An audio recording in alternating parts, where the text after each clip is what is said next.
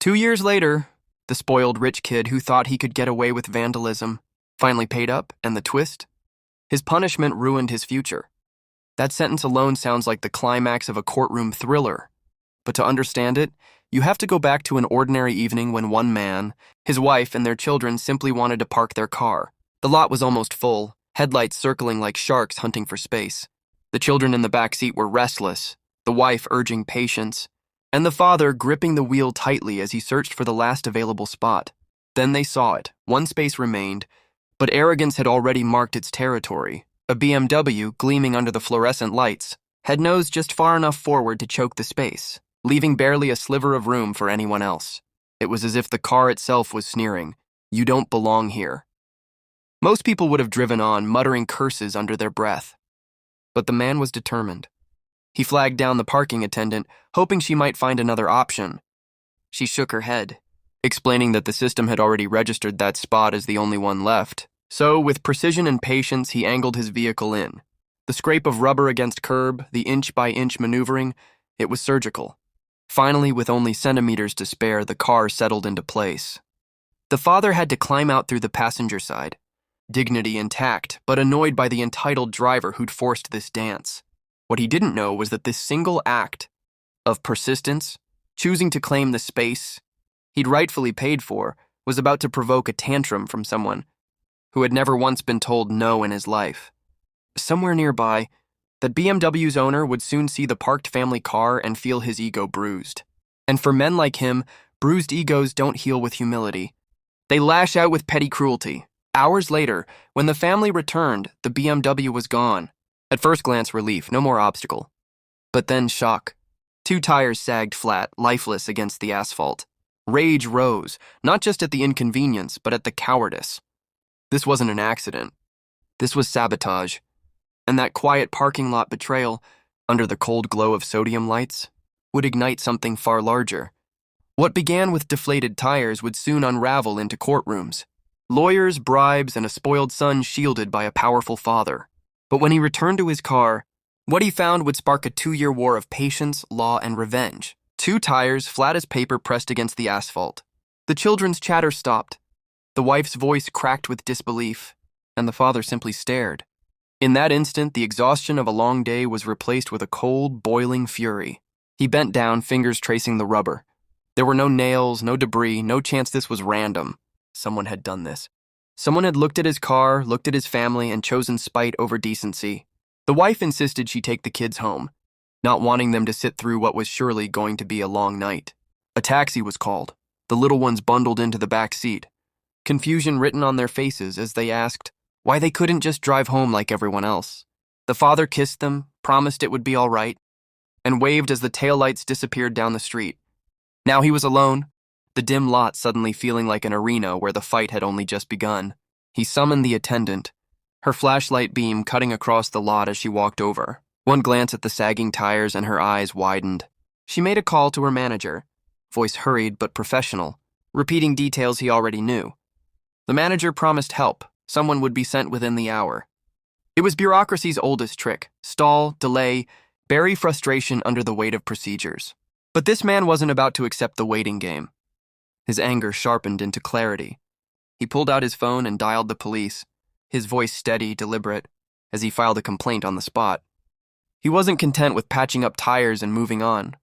He wanted accountability. He wanted the truth documented from the very first moment. The manager's tone shifted once the word police entered the conversation. Suddenly, the parking company's legal department had to be involved. They explained no footage could be released without official paperwork, no images handed over unless the law demanded it. Fine, the man thought. Then let the law demand it. He pressed harder, demanded the surveillance video, made it clear he would not be brushed aside. Every step, every phone call, every signature became an act of defiance. This wasn't just about rubber and air. It was about principle. In that dim parking lot, he drew a line. He would not let arrogance trample his dignity, not let a spoiled child and his invisible father reduce him to silence. As he waited for the mechanic to arrive, the air around him felt heavier, charged with something bigger than inconvenience.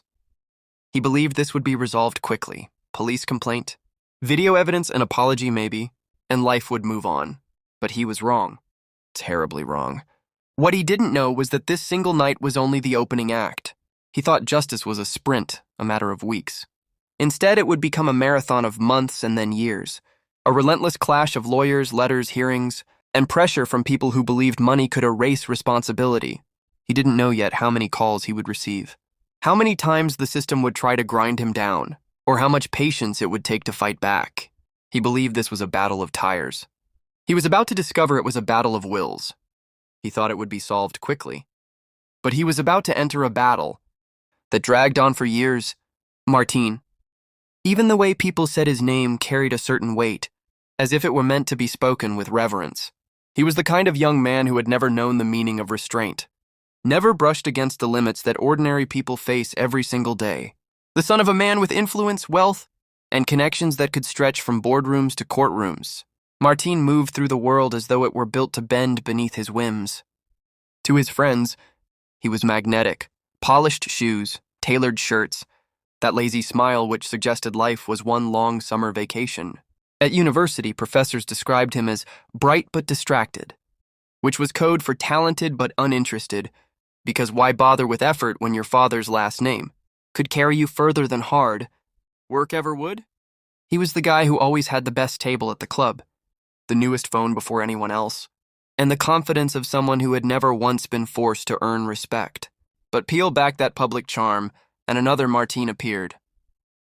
The one who threw tantrums when a waiter was slow to refill his glass. The one who cut lines, bullied parking attendants, and lashed out whenever life dared to remind him he was not the center of the universe. To him, boundaries were insults, limits were personal attacks. And when he saw a family car squeezed into the space his BMW had claimed with arrogant carelessness, it wasn't just metal and rubber. To Martin, it was defiance. It was someone telling him no. And Martin did not take no lightly. So he acted the way spoiled sons of privilege so often do, petty cruelty masquerading as power. He walked up, checked that no one was watching, and bled the air from those tires with smug satisfaction. He probably thought it was funny, a minor inconvenience to remind a stranger of their place. What he didn't realize was that cameras were everywhere, eyes that never blinked, recording every gesture of arrogance for posterity.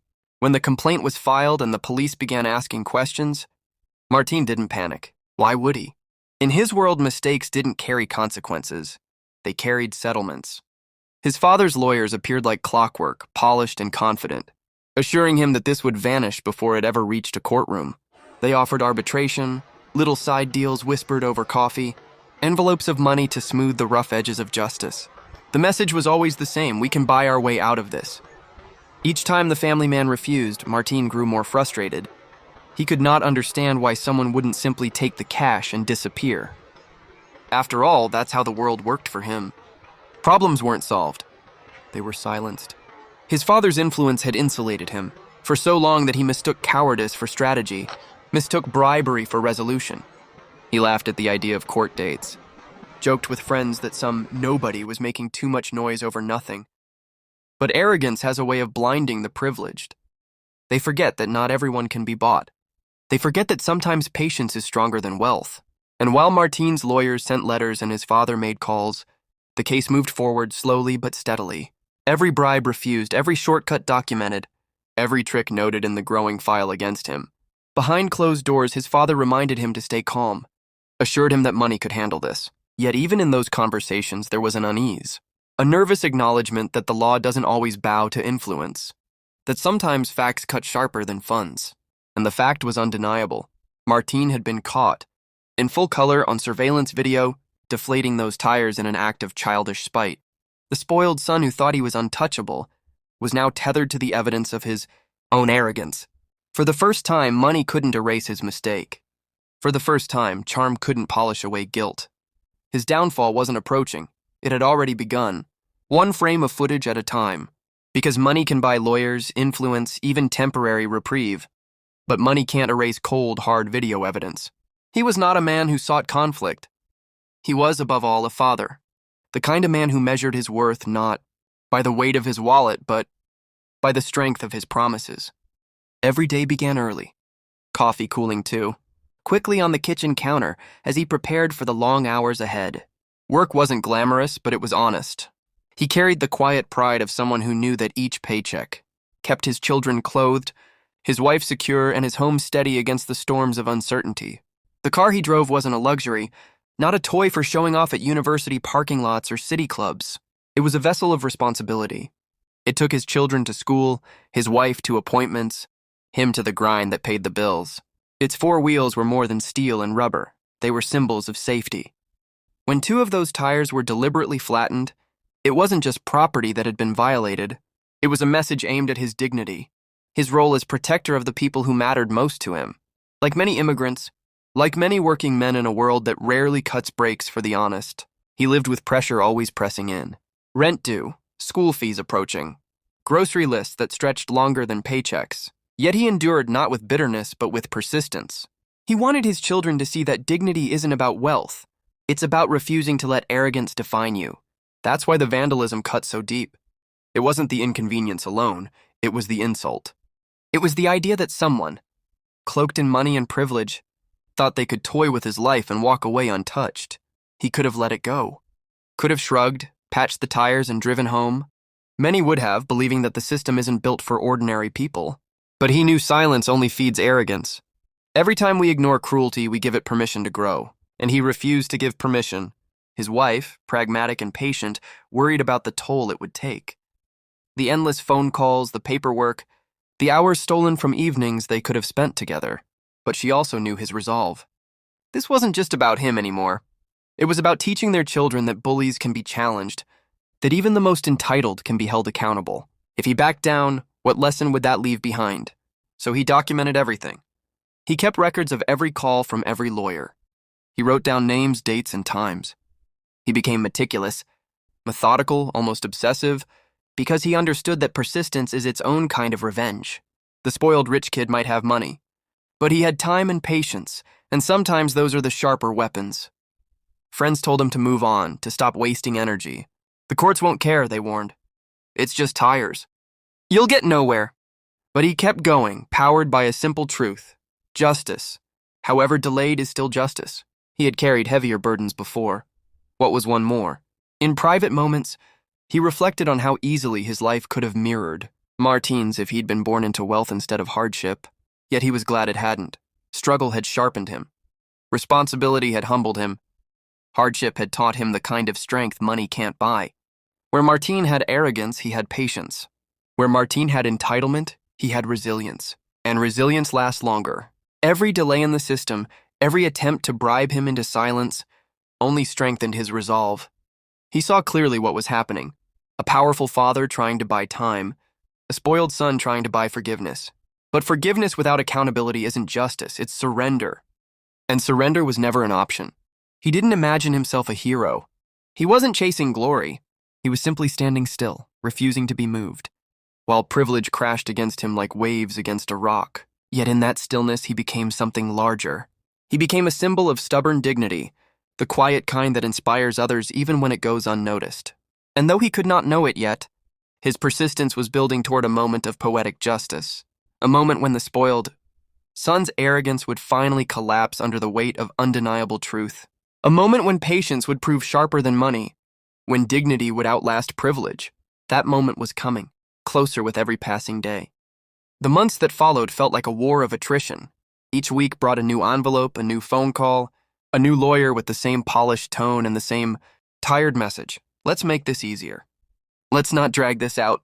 Let's settle quietly. They dangled sums of money like bait, dressed up their offers with words like reasonable and fair, always circling back to the same core plea. Take the cash. Walk away and let the spoiled son's record remain clean. But every time he refused, politely, firmly, without hesitation, and every refusal he documented. He kept a growing binder, thick with notes and copies, so thick it seemed to groan under the weight of persistence. Dates, times, names, each call became another stone in the foundation of his case. What the lawyers thought was negotiation, he treated as evidence. They believed they were wearing him down. Instead, they were sharpening his resolve. Still, the system ground slowly. Court dates shifted, hearings postponed. Months slipped into seasons.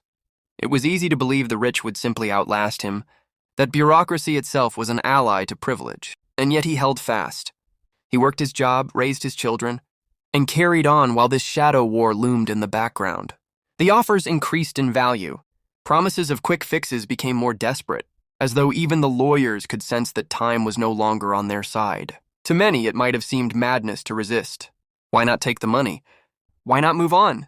But for him, it wasn't just about the sum. It was about the insult, the arrogance, the idea that everything, even dignity, had a price tag. By refusing, he was waging his own quiet form of revenge. Every unanswered bribe was a statement. Your money doesn't own me. Your influence doesn't scare me. My patience is stronger than your power. Nearly a year passed before the trial date was finally set. A year of waiting, a year of balancing life in the long shadow of a spoiled man's tantrum. And yet, by the time the summons arrived, he wasn't weary. He was ready.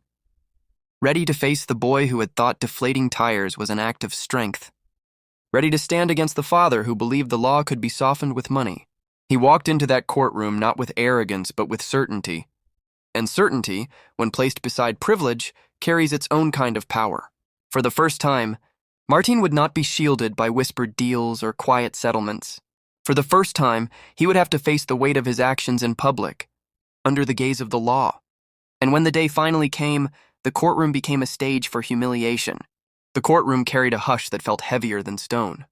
On one side sat Martin, flanked by his father, sharp suit, practiced scowl, and their lawyer, a man who carried his briefcase like a shield. They looked like royalty in exile, irritated that they even had to be here. Across the aisle sat the hero, steady and silent, his own attorney beside him, not dressed to impress but prepared to win. The air smelled of varnished wood and old paper. But beneath it was something more electric, expectation. Moments before the session began, the opposing lawyer leaned across, lowering his voice like a man delivering a secret that could save lives. "One last chance," he murmured, sliding a folded sheet across the table.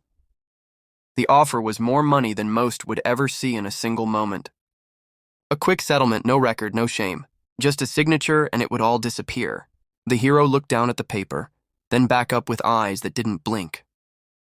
He pushed it back across the table. "We'll see this through." The refusal landed like a stone in water, silent at first, but ripples spread instantly. The father stiffened, the lawyer frowned. Martin rolled his eyes with the entitled impatience of someone who had never been told no. But the gavel struck, the room rose, and the proceeding began. The prosecution moved swiftly. For all the months of delay, all the noise of negotiations, the evidence itself was clean and simple. A grainy video filled the screen at the front of the courtroom. The timestamp flickered, the angle fixed on the parking lot. And then there he was, Martin, walking with the swagger of someone who believed the world bent around him. He gestured wildly at the hero's parked car, frustration radiating in every motion. Then, unmistakably, he crouched, pressed his hand against the valve of the first tire. One hiss, then another. The room could almost hear the air escaping across time, tire after tire, until all four sagged into ruin. The courtroom froze. Even the hum of the fluorescent lights seemed to fade. For a heartbeat, silence swallowed everything. The image of Martin, caught red-handed, filled the room with undeniable truth. The defense scrambled. His lawyer spoke of youthful impulsiveness, of misunderstandings, of how the video lacked context. Martin shifted in his seat. His bravado cracking under the weight of his own image played back larger than life, his father whispered furiously. But no words could scrub away the footage burned into every eye. The judge's gaze was steady, unmoved by excuses. Each attempted justification sounded thinner. Each plea for leniency rang more hollow. What once had been arrogance now looked like desperation, and the gallery could feel the shift. The power that money had always bought suddenly dissolved, leaving nothing but a spoiled boy caught in the act. Then came the verdict. Guilty. Guilty of vandalism. Guilty of arrogance made visible. Guilty in a way that no check, no settlement, no whispered deal could erase. The sentence rang clear. A fine of $1,700 and 90 days of home arrest. Not prison, not ruin, but enough to mark him. Enough to remind him every morning and every night that the world did not bend at his whim. The hero sat quietly, his expression steady, not triumphant. He hadn't come for vengeance and fire, only for dignity and truth. And he had it. The courtroom whispered, the defense slumped, and Martin stared down at the table as though the wood itself had betrayed him. And in that moment, one truth cut sharper than any gavel strike. Daddy's money couldn't save him now. The verdict echoed beyond the courtroom walls like thunder rolling across a valley. Within hours, Martine's legal team scrambled frantically, filing paperwork, dialing connections, whispering into phones, as though influence could still bend, reality back in their favor. But the system, for once, held firm. The appeal was denied with a single stroke of ink, the judge's signature sealing Martine's fate. No loophole, no escape hatch, no quiet deal in a polished office. The sentence would stand.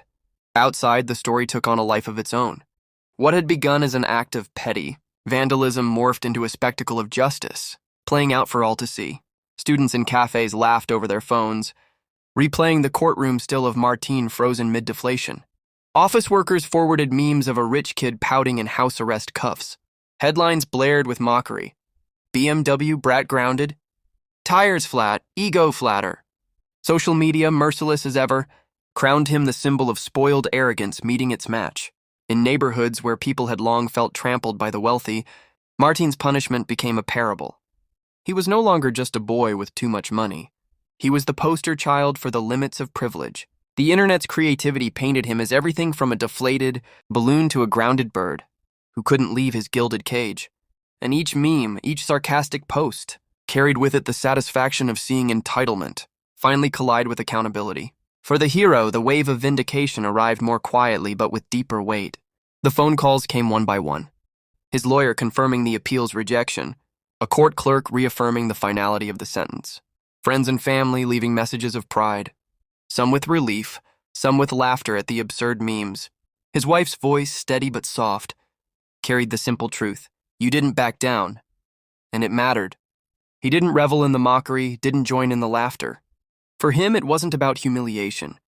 It was about principle.